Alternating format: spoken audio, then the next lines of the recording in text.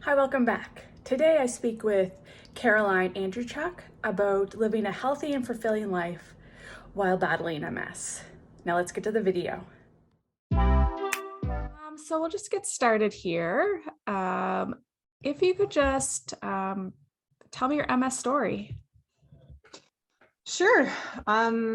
We're coming up on my anniversary of diagnosis. I was diagnosed on October 1st. We've passed my anniversary. Okay. It's been such a long time. So Yeah. I was diagnosed back in 2012 with relapsing remitting MS. And I was having an issue before that, and I couldn't figure out what it was. I had my two older girls were very small at that time. My middle daughter was then my baby, and she was less than a year old. And so when she was around 8 months old, I was still carrying her a lot, and I was coming down the stairs, and it was really profound because I was worried I was going to drop her. I felt like something was off, but I couldn't figure out what it was. And so I went to the ER because I am the primary caregiver for my children and needed to make sure I was okay. And I was explaining to the doctor what was going on. And he said, well, it could be something, it could be nothing. I mean, we could send you for an MRI, but I don't really know. Everyone's got something. So it'll show something, but I don't feel like this is a big deal. And I think it's okay. It might be postpartum depression. And I said, I don't want to drop my baby. I'm not worried about anything, but like my reaction feels off. And so I talked to a friend of mine after that, and he said, well, he's an optometrist. He said, you should have your eyes checked because people at your age, a lot of women get diagnosed with MS because of optic neuritis. And I was like, well, my eyes don't feel weird. Okay, whatever. So I saw my optometrist, who I've seen since 7, sent me to an ophthalmologist, then an optic neurologist, and then I got an MRI ordered from that optic neurologist because my peripheral vision in my left eye was just different for me. And so I waited a long time for my MRI, very, very patiently. I didn't want to skip the queue. I could have paid for a private one, but I thought, what's the hurry? It'll get done when it's done. And that was how I got diagnosed with MS. I had an MRI that showed three lesions, and were able to corroborate that with some other issues I'd had previously. I'd had a really bad bout of vertigo before kids. And then when I was pregnant with my middle daughter, I had Bell's palsy. So this half of my face had issues. So those were the things that got me diagnosed. Okay. And what would you say, what was your reaction when you were diagnosed? If you remember, I know it's a little while ago.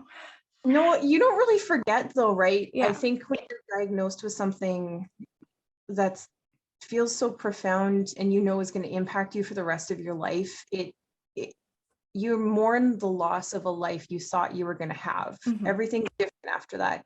I was terrified when I was diagnosed with MS because I had 2 small girls. My baby had just turned 1.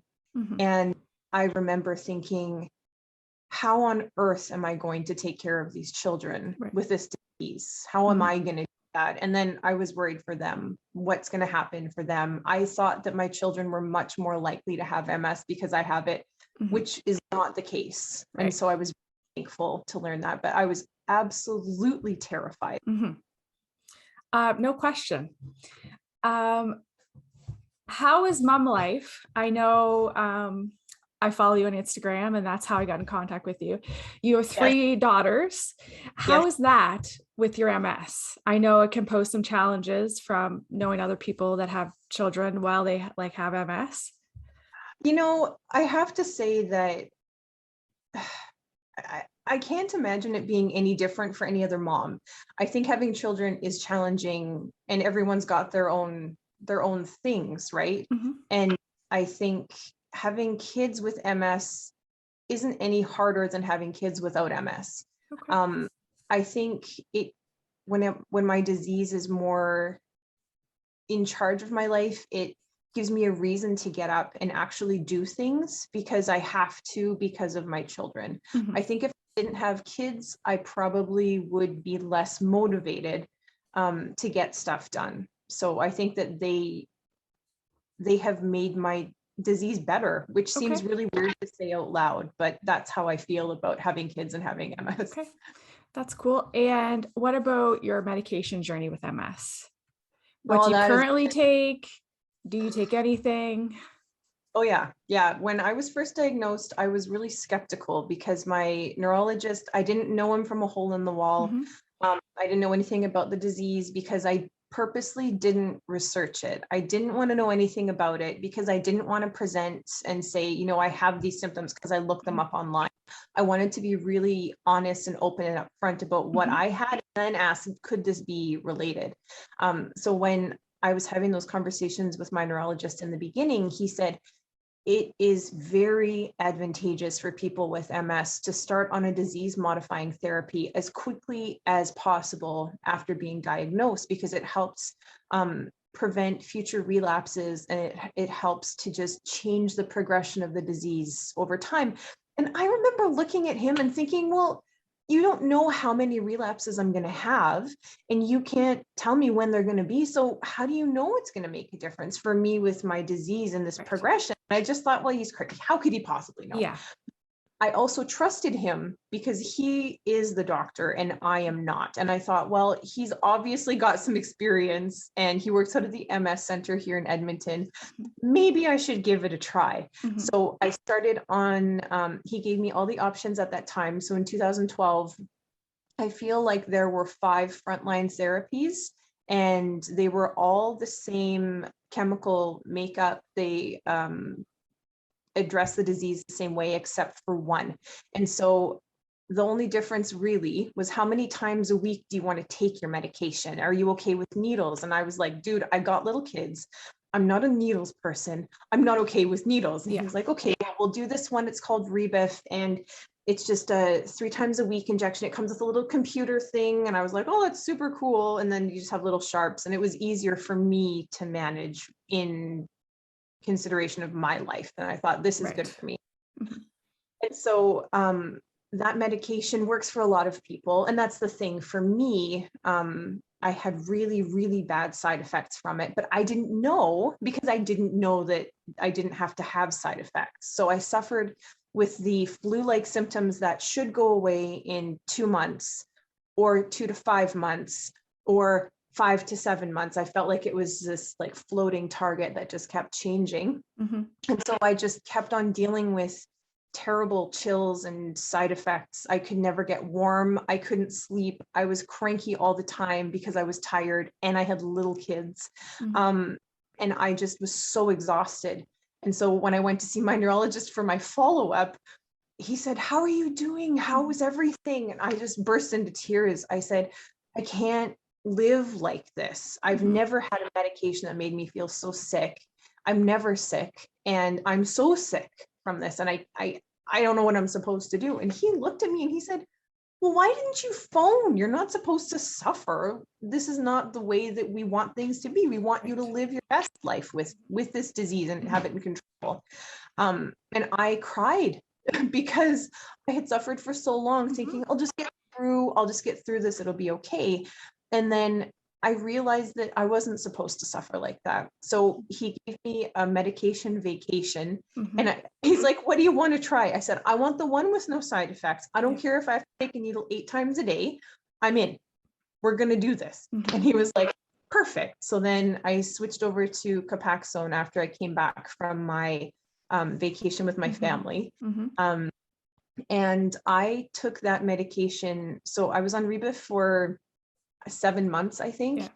Yeah. And then I switched over to Capaxone, and I was on that for quite a long time. But it didn't stop my disease from progressing. I Mhm. still had active inflammation. I wasn't having more relapses, but I wasn't seeing any improvement either. Mhm. And so my neurologist recommended switching over to a different medication and Mhm. asked what I might like to try. Right. And because of my bad experience with Rebif, I Mhm. started reading up on all the medical studies before I Mhm. picked any medication Yeah. because I felt like it was my decision and I wanted to know going in what I Right. had to look forward to. And I knew if there might be side effects, I'd probably get them. Mhm. So I asked to be switched over to an oral medication. Mhm. to see how that worked because I was kind of over having needles. Yeah. And so I switched over to that medication. I was on it for a very short period of time because despite having an IUD, I found myself pregnant. Okay. With my young daughter. Okay. So that was a surprise. Yeah. We're very thankful for her. We were not expecting her at Yeah. that time. So until we were. Yeah. And so I had to stop taking that medication, of Mhm. course. It's not intended for pregnant women. Right. And the other beautiful thing about MS is that it goes into remission when Mhm. you are pregnant. So usually, not for everybody, but Yeah. usually. Mhm. And so I stopped taking that medication. And at that time, my neurologist said, I'm really excited for you because there's this new medication that I am helping to do research for. It's an infusion you take twice a year, and we're seeing really excellent results with it. I really want to get you on it when you're ready. So when you're done delivering your baby, when if you choose to nurse, when you're done nursing, I would like to talk to you about switching over to that because I think for you, it's going to be a great fit. And I was like, okay, sure, fine. We'll talk in like a year and a half or 2 years, right? So he called me while I was still pregnant and asked if I wanted to start going on to Copaxone at the end of my pregnancy because it's safe for pregnant women. Said while it didn't work for me before, he was optimistic that it could help my MS stay in remission after delivery. And I said, you're the expert. I want to read the studies. But if we know that it's okay, then yes. So then I started taking Copaxone and I feel like I stopped that not long. I can't really remember because when you have babies, like your brain just turns off because you survive for a while. But I know I stopped taking it a little while after she was born. And then, gosh, how old was she? She was not quite a year. I had my very first flare up, my first relapse after diagnosis. And it presented again with optic neuritis. And I was in the hospital, not for long. It was only a couple days. You know, the standard, I'm going to say standard, but maybe people don't know. When you have a flare up, you usually treat it with steroids. And so I was given steroids and it helped to stop it. But as soon as I got out of the hospital, my neurologist was like, and now we're going to start you on this new treatment. Yes. So at that time, the medication that they were doing it wasn't Ocrevus, it was a sister drug called rituximab. Okay. And that was the first infusion I had. And I had that in May of 2014. I have to really think because dates just kind of blur together when you do it all the time. Right. But we started with the IV infusions. I had, so every 6 months I had an infusion. So I had my first one, then my second was still rituximab.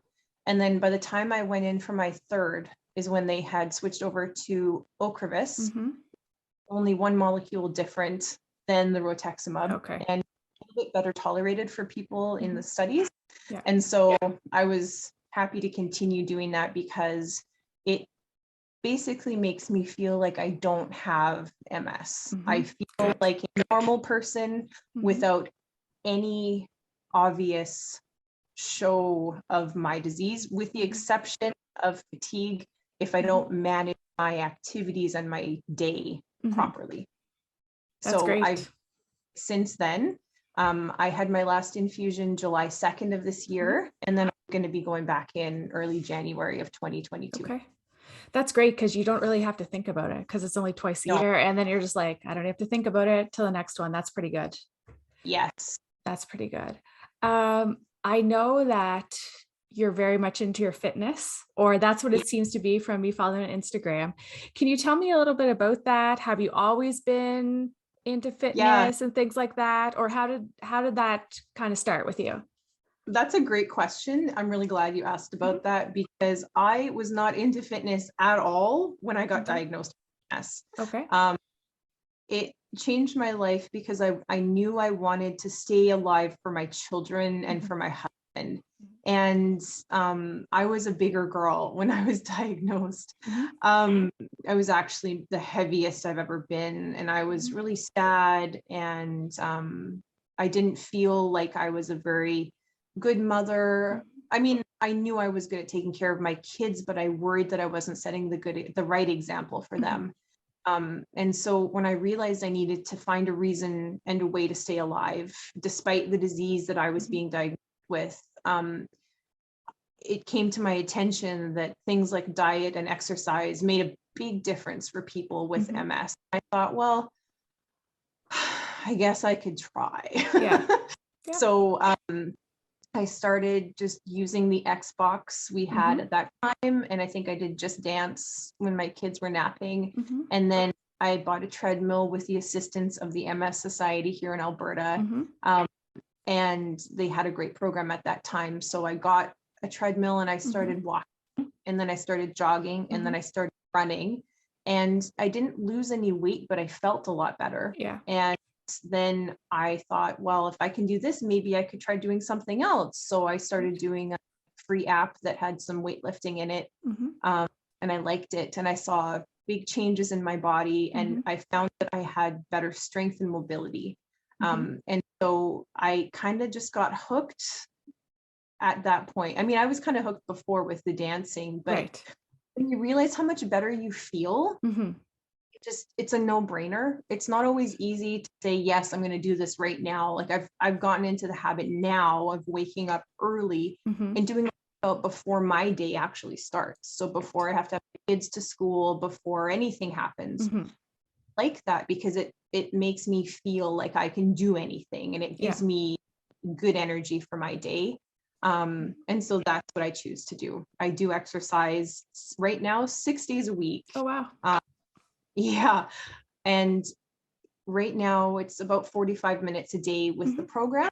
And then I'm walking from school to pick up and drop off my kids. And we just love being outside. So I'm trying to be more mindful of what I do. And I've seen it's amazing, because I wasn't really raised with that kind of body awareness, but I see, and health awareness, but I see that in my children now. And I see that in my husband now. And I see those changes that were, an active family instead of the family that I came from, which was wonderful and loving. But I wouldn't say that we were, let's go out for a family walk active.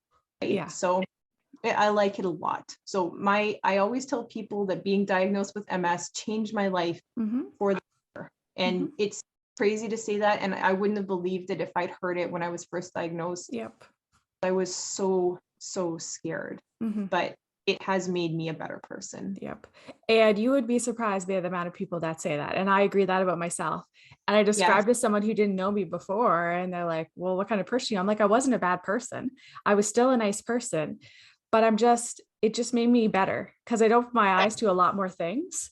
So I know what you mean. Even if it's for different reasons, it made me a better person as well. So I definitely get that. What would you say, or how do you advocate for yourself? Like whether it's with your doctors, with friends, with family, or with anyone?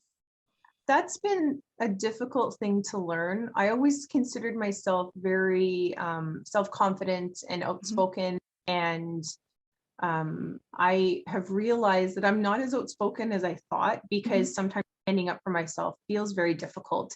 I have to say, I can't do that today. I can't do that right now because I can't. And I don't really understand why, but I just can't. Okay. It doesn't mean I don't want to. It means that, I'll do it a different time.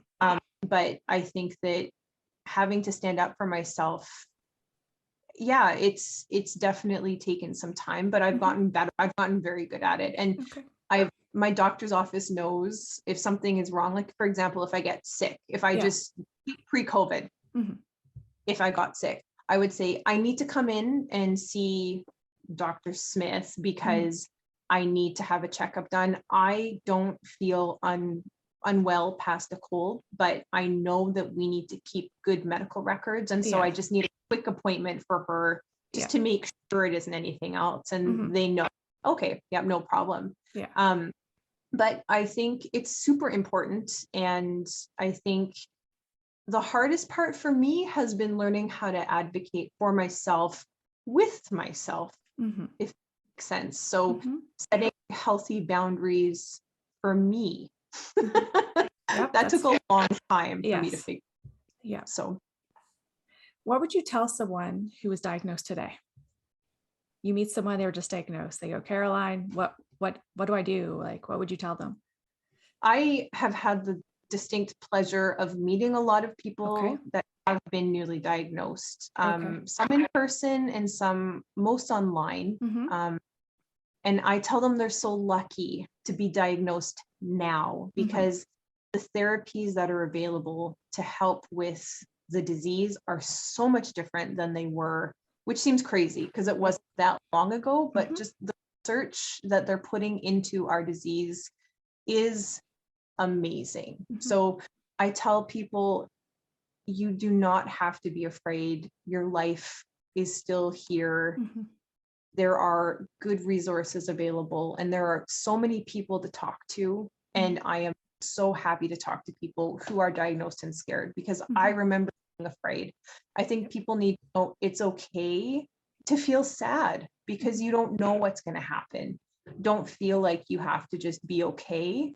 It's all right. You're mourning the loss of the life that you thought you were going to have, that you expected to be the case. And it is going to be different, but that doesn't mean it's going to be bad. It just means it'll be different. Right.